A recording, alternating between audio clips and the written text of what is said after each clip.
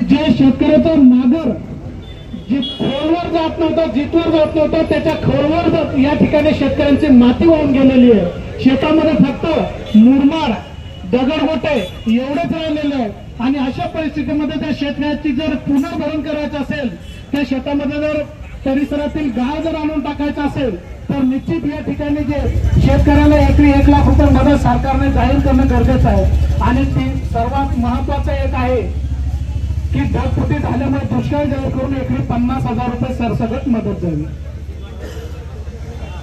ही जी मागणी आहे, यासाठी मी सरकारला आवाहन करतो की त्यांनी तात्काळ मंगेश दादा यांच्या उपोषणाची दखल घेऊन या ठिकाणी उपोषणकर्त्याची जी तब्येत खालावत चाललेली आहे याचा विचार करून तात्काळ या ठिकाणी तातडीने मंत्रिमंडळाची बैठक बसवावी, मंत्रिमंडळाची बैठक बोलवावी आणि मंत्रिमंडळाची बैठक बोलवून या बैठकीमध्ये हा प्रश्न निकाली काढावा आणि तात्काळ ओला दुष्काळ जाहीर करून या ठिकाणी शेतकऱ्यांना हेक्टरी 50,000 रुपये नुकसान भरपाई देण्याचं काम पंजाब सरकारच्या धर्तीवर महाराष्ट्र सरकारने करावं अशी देखील मी विनंती या ठिकाणी करतोय।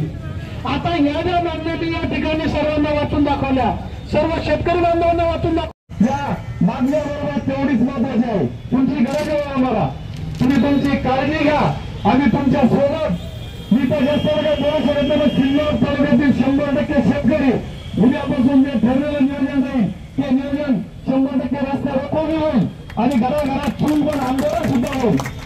आणि जर उद्या सुद्धा आंदोलन जर न्याय मिळाला नाही तर परवा आपण हा वेगळा अवलंब करू। सिल्लोड मधील प्रत्येक कोपरा जाम करून उद्या म्हणजे बुधवारच्या दिवशी सिल्लोडला येणारे पुढे रस्ते बंद करायचे। सिल्लोडला कोणताही अधिकारी कोणताही माणूस या ठिकाणी आला नाही पाहिजे। जोपर्यंत आपण आता रस्त्यावर उतरणार नाही तोपर्यंत या ठिकाणी आपल्या भाऊची दखल घेतल्या जाणार नाही। कारण की आज 8 दिवस आहे, आज कार्यालय चालू आहे। आता या वेळेपर्यंत तरी जिल्हाधिकारी साहेबांपर्यंत यायला पाहिजे होतं, काय 8 दिवस झाले तर तो त्या दिवशी म्हणजे सुट्ट्या करून 2-4-5 दिवस सुट्टी फिरायला गेलो। आज